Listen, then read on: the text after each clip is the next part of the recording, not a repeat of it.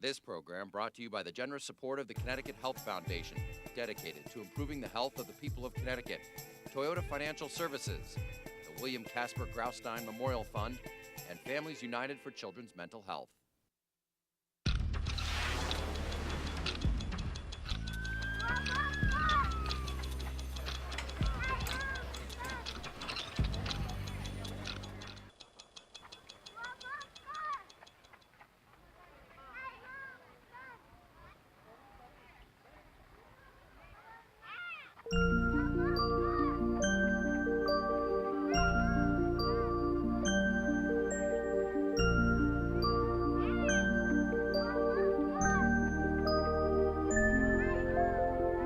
In the pictures, they look like any other happy kid, caught up in the wonders of childhood. But beneath the surface, he was just running up and down our block at 3 o'clock in the morning, and he didn't sleep for 3 nights.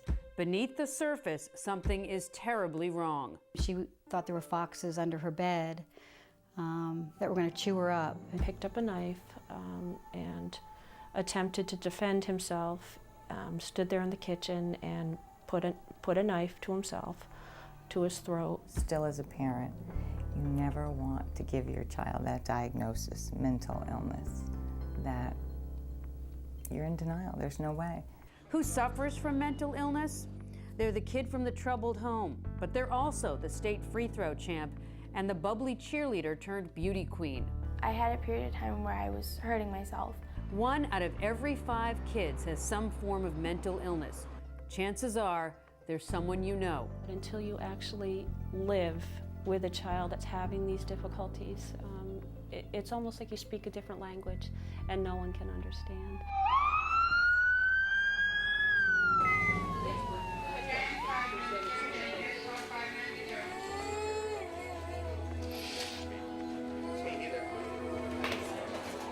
For the sickest kids, a world filled with emergency room visits, managing medications. She was on Trileptal, she was on Lexapro, she was on Wellbutrin, she was on Depakote.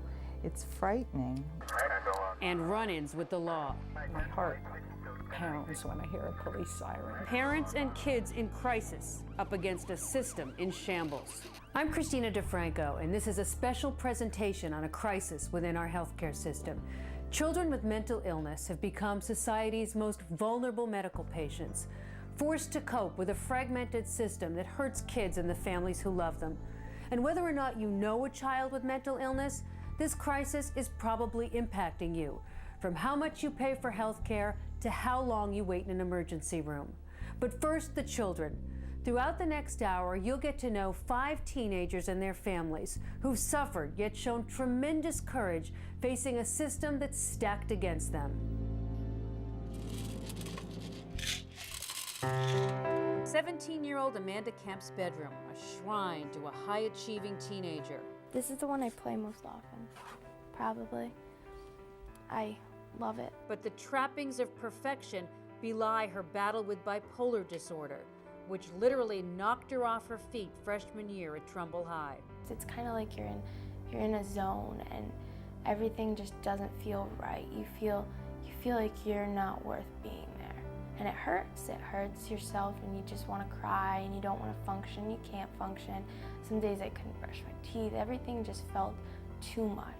They were so extreme, from the happy, very motivated honor student to the daughter who wasn't talking, the change of clothing, the dark, the black. She became very antisocial, very sad, spent a lot of time in her bed crying. That first year of high school, Amanda missed 41 days. There's a lot of times where I just couldn't handle it. I just ended up staying out of class. I'd go to the parking lot, sit there for hours. I'd be in the nurse's office. I'd be going home. I wouldn't be going to school. I had a real hard time functioning. A lot of the time I was anxious, I was nervous. What do I do now that my faith and sanity have gone? Where do I begin? Where do I belong? I'm so lost inside this head of mine, so scared but not afraid to die. Writing really helped me. It was something that I could express who I was. I could write anything I wanted down on that piece of paper, and I could just close it and it'd be over. And that felt really good for me. My heart is aching, but I cannot cry. My mind is lost. I'm disgusted inside. I look in the mirror. I see someone else. I search for my being, but I refuse all help. God, please grant me a break from my life. Maybe in heaven, that would be nice. But Mom is searching for the cure in a book. Amanda's mother had no idea what was happening to her preppy daughter. Desperate for answers, Karen started searching those journals for clues. And I needed to know what was going on in her head. And so once I read some things that were frightening to me, I asked her doctor to please put her in the hospital. And I was hyper, and I could stay up forever, and I wouldn't be tired. And then I'd be so viciously mad, though, all the time. And then I'd crash, and then I'd be depressed again. And it's just like a whirlwind of a dark hole. You're just a mess, and you have no outlet to anything. Mood disorder, bipolar, same thing, and that was in Silver Hill Hospital. I had to try to let myself believe this is the mental health issue your daughter has. The diagnosis, just the beginning of a 3-year nightmare through multiple doctors and therapists, pills and prescriptions. As she was trying different drugs, some of the side effects were horrible on her, but I knew that she needed it. A lot of the drugs, yes, are not approved for children, but they continue to experiment with them. Unfortunately, you have to make that decision. Do you want to experiment with your child? We were desperate. A lot of the medications really impacted me physically, like making me sick or making me feel worse mentally. It just was a whirlwind of craziness. So really, every time there was a medication change, I journaled it. I mean, it shows you how many different medicines. Zoloft she was on Trileptal, she was on Lexapro, she was on Wellbutrin, she was on Depakote, all with negative effects to her, so very frustrating to her. She got sick a lot, which made her even more frustrated. Upper respiratory chest infections, a lot of weight gain, aggression, and then there was feeling mentally better, but still too anxious. Pages and pages and pages. Sometimes she had twitches at night. I would go up and check on her when she tried a new medication. It was never 1, and it was never 3, or it was never 2. It was all different mixes, and then they didn't work, or they made it worse and made it better at the same time. And it was just hard, and it was tiring. The Kemps are not alone in their odyssey to find the right medication for Amanda. Countless studies report a dramatic increase in the use of so-called psychotropic medication for children and adolescents in the past decade. They also state that research has lagged behind the surge in their use. As a result, many of these drugs have not been approved for children by the Food and Drug Administration. So parents, like the Kemps, go with their gut. And you question everybody. You question yourself, you question the doctor. You feel really desperate. You have to educate them about what's been studied about the medicine. Dr. Lisa Namerow, a child psychiatrist at Institute of Living for more than a decade. She's written thousands of prescriptions. There is a difference between a medication being FDA labeled and approved for children and whether or not a medication's been actually studied in children. I would never write a prescription for a medication that doesn't have data to support its safety or efficacy in children in one of those kinds of journals. I would, however, write a prescription for a medication that doesn't have FDA label if I've seen in the studies that it's been helpful. While it's unnerving for parents to make choices about medication without the confidence of FDA approval, there's been substantial progress in research on psychotropic drugs for kids, a result of a federal law passed in 2001 that gives incentives to pharmaceutical companies conducting clinical trials for children. So the term guinea pig ends up being used a lot in psychiatry. Family says, I don't want to be a guinea pig. Is this studied in children, or do you think this is going to work? But really there are other medical illnesses where that same sort of trial and error is what is the process that you have to go through. Today's Friday. So that's for tomorrow morning. 3 years later, the Kemps finally got it right. I'm getting stable as I'm getting older, so hopefully I'll be able to function without medication. But if I'm not going to be able to, then I'm going to stay on it, because I don't want to go through what I went through again. I'm happy now.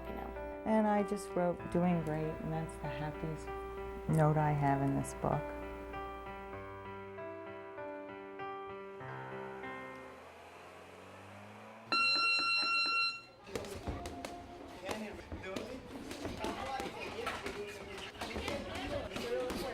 This is what Ken and Lolly Ross hope will keep their bipolar son Parker out of jail. He was at his darkest about a year ago. I would say suicidal. Right now, he's full of confidence. Parker, move. Use your footwork, Parker.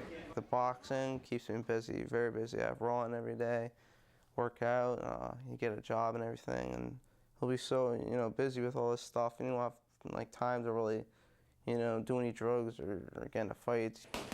Boxing as therapy, a way to stabilize Parker's violent outburst after years of living in crisis. When Parker was home and we were having so many problems, every time the phone rang, I would just jump out of my skin. I didn't know if he was arrested or if he killed himself. I had no idea, and we were living on the edge. We were really living on the edge. I always wanted to get in a fight and stuff, and I always was really hyper and, disrespectful to people. And he was suicidal when he was 7 and 8. But his first major psychotic break was in 7th grade. We didn't know what was happening. He was up all night. We went to the hospital for help, and they basically said, well, give him some sleeping pills or give him, and there was no psychiatrist on duty. And we brought him home. We weren't going to leave him sitting in the emergency room. And we basically stripped down our house here and locked everything sharp in the trunk of our car. At just about every turn, the Ross family says their cries for help were ignored. In-home support we had received was very sporadic. The people didn't show up half the time. We'd corral Parker, get him home, and they wouldn't come. It's really important to keep a record of everything, I found out. These are Parker's records from the Greenwich school system. He'll get counseling 2 to 3 times a week. Most of his classes will be very small, 5 or 6 kids in a class. But as Parker got older and more out of control, his life started to fall apart. He got in fights in school because he was not supervised. He would wander off the school grounds. We would get calls. We don't know where Parker is. Just hanging out with the wrong people, getting in trouble and stuff. And it didn't help me a lot. He still was arrested right on school grounds 3 times. So it sent him from that schoolhouse to jailhouse, track. There's been other situations where I wasn't thinking at all, like taking 32 pills of some cough medicine, which almost killed me. He almost killed himself. He was almost successfully completed suicide. After the hospitalization, Parker was sent to Kids Peace, a residential treatment center 150 miles from the Ross's Greenwich home. The local schools could no longer educate him, and Lolly Ross says her family didn't get the adequate support services from the Department of Children and Families, which oversees children's mental health in Connecticut. We really don't want any family to have to go through what we've been through, especially parents who can't speak up. We were able to speak up, and it's still, we watched this unravel right in front of us, and we knew we were caught in this tornado of systems that were unresponsive. It was unbearable for us. We weren't allowed to visit him. We can only make 1 phone call a week, and 9 out of 10 times he wasn't available. And I couldn't think, I couldn't sleep. But it was here. It was just a stress. I got to the point last Thanksgiving where I literally walked myself into Stanford Hospital to check myself in. Ken Ross ultimately found his peace in the boxing ring. I was addicted in the first week of boxing, and I haven't stopped since that time. During the 15 months that Parker lived at Kids Peace, his dad sweated out his stress at Soleil. He even went on to win the world championship belt in his age and weight class. As soon as I took up boxing, I knew this was Parker's thing. I knew it. Parker's extremely athletic. He has tons of energy, and he can focus. When he really puts his mind to something, he can totally focus. So when Parker finally came home from Kids Peace in June, his dad brought him to the gym. You're working your butt off. You know, you don't want to fight after you fight, because you go in the gym and fight, and it's fun. And you're friends with everyone there. It tires you out. The Rosses knew they'd need more than boxing workouts to continue Parker's progress at Kids Peace. So they enlisted in the Department of Children and Families Voluntary Services Program to try to get him counseling and a job. It's like a second career advocating for his needs. Jab, right hook, left body punch. Nice and easy. Bipolar disorder. By far the most daunting opponent Parker will ever face. And his parents say the longer he waits for those critical services, the less likely his chances of survival. There you go.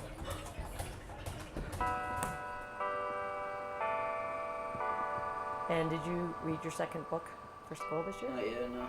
Not yet? I keep forgetting. I don't even know what happened. Jeffrey, it's Friday. When do you go to school? Thursday. You have less than a week. This has been 17-year-old Jeffrey Salvatore's home away from home for the past year. Do I have to take you to the store and buy the book with you? Priscilla Peabody, his surrogate mother in what's called a therapeutic foster home.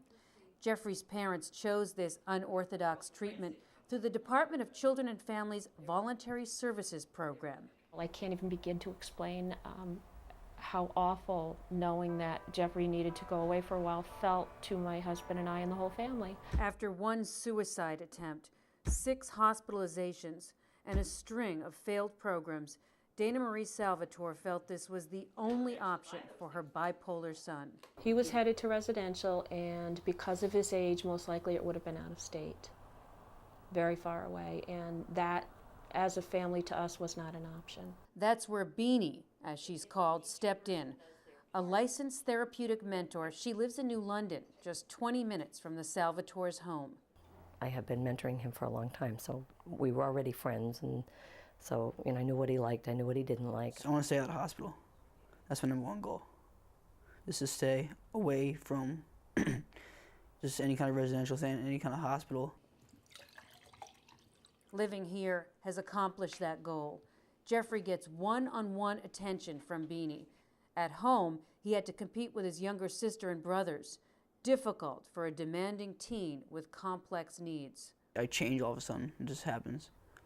I cycle, I just change. I get really hyper, real hyper. And I get just really upset easily, really easily. When Jeffrey was at his sickest, he had to stop playing basketball, even though he was once the state free throw champ in his age group. He says he lost friends and felt very alone. Just being sick, it just brought me down, made me just get a lot more competitive, and just like losing, maybe just really get really upset. But just playing basketball, playing sports made me get really upset, and I just couldn't handle it emotionally. It took Dana Marie Salvatore 4 years to find this unique arrangement for her oldest son.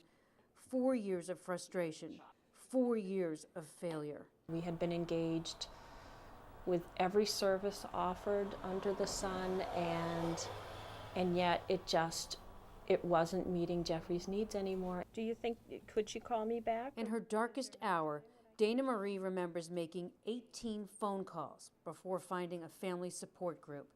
She's determined to prevent other families from experiencing that agony and has become an advocate for parents who have children with mental illness. I think families easily identify that they need things like respite. Every day, there's some small way that I can leverage the system and reach out to another family that was in the situation that we were in. It helped me gain power over something that felt so powerless. While she works for change on a grassroots level, Connecticut's former Lieutenant Governor Kevin Sullivan fights to change policy and public opinion statewide. In 2004, he held hearings across the state to identify gaps in the mental health system. From a financial standpoint, a care standpoint, a humane standpoint, I'm just persuaded that this is a place where we can make a huge difference if we would just see it as being as important as all the other health issues that we deal with. Like Dana Marie Salvatore, personal experience drives his passion. There is in my life someone I care very much about. There has been in my life somebody I care very much about who's dealt with this. While he won't disclose any more about this, the emotional impact is obvious.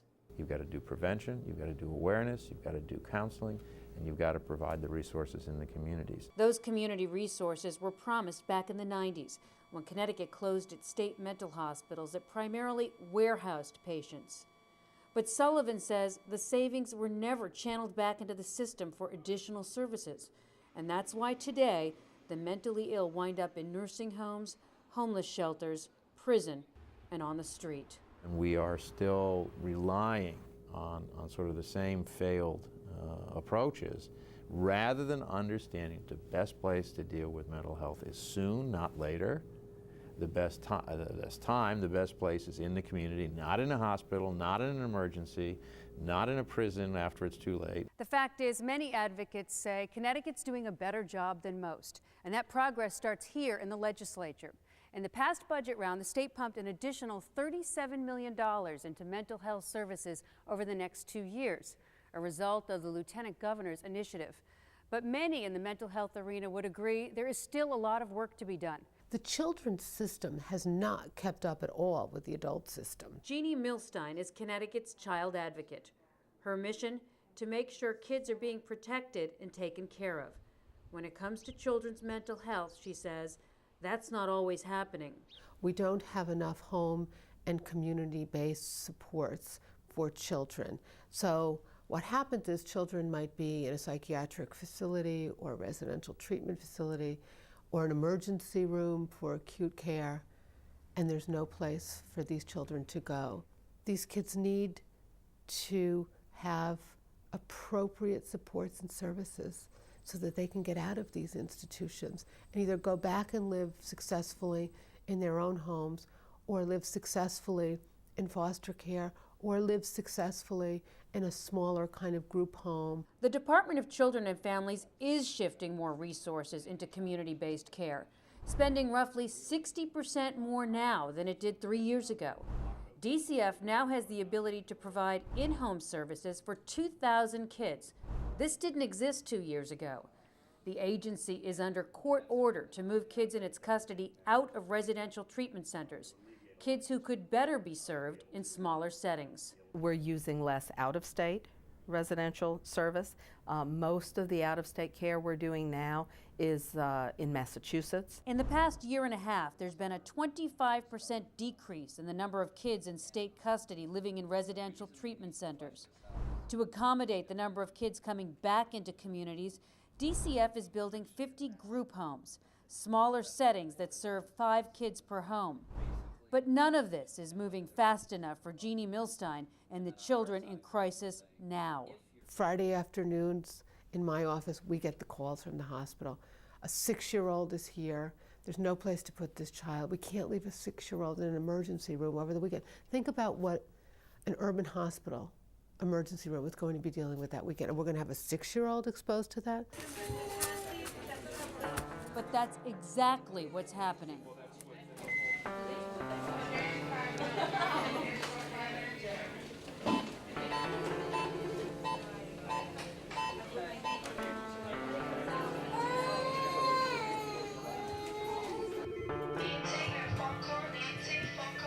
And it's happening at an alarming rate. We've seen the numbers of children in acute psychiatric distress requiring assessment and treatment increase at an almost exponential rate. We are not a psychiatric facility and are not licensed to be one. At Connecticut Children's Medical Center's emergency department, there were 480 of these cases in 1998. 7 years later, in 2005, that number more than tripled to 1,659.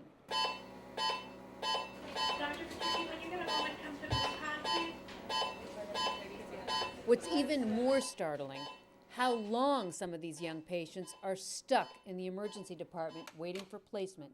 We've been forced to issue the warning that Because our emergency department is not a safe or a therapeutic place for children in acute psychiatric crisis, that we are fearful that a child will die here. In 2001, when Connecticut Children started tracking the number of nights young psychiatric patients slept in the emergency department, 139 patients spent 222 nights there. Just 4 years later, in 2005, those numbers rocketed to 750 patients, spending a total of 1,074 nights, roughly 5 times as many kids spending 5 times as many nights. This is not a therapeutic environment for these children, and we know that a child in acute psychiatric distress who is in a setting that is wildly stimulating, which an emergency department is, unpredictable, loud, filled with light 24 hours a day, noises coming in from loudspeakers and from the hallways. Not only is this not therapeutic, but these types of additional stresses may certainly contribute to a child's further deterioration. Seeing children who remain here stuck because there's no place for them to go for 3, 5, 7, 9 days at a time is demoralizing at best. But Dr. Dworkin says he and his staff must cope. He's designated rooms at the back of the emergency department for psychiatric cases. We have stripped them of medical equipment that could pose a potential danger to these patients. As you can see, if you look around the walls, it's pretty bare. We've committed staff to oversee the care of children in these rooms. And again, we've brought in mental health professionals through our relationship with the Institute of Living to do their very best in tending to the immediate acute needs of these children. There's a 24-hour watch on these children to keep them safe. Our need to commit staff has had an impact on general staffing of our emergency department. The flow of patients through the general emergency department is impacted. Our waiting times have increased. It's not just happening here. It's happening at Connecticut's other children's hospital, Yale New Haven, and emergency rooms all over the state.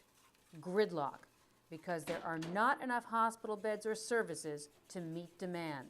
We have many children who stay far longer in inpatient beds than would be necessary according really to their clinical needs, and who are there because we can't move them on. Dr. Harold Schwartz is the chief psychiatrist at Institute of Living, one of the first mental health hospitals in the United States and Connecticut's oldest hospital. We're looking at the back here of the original 1822 building.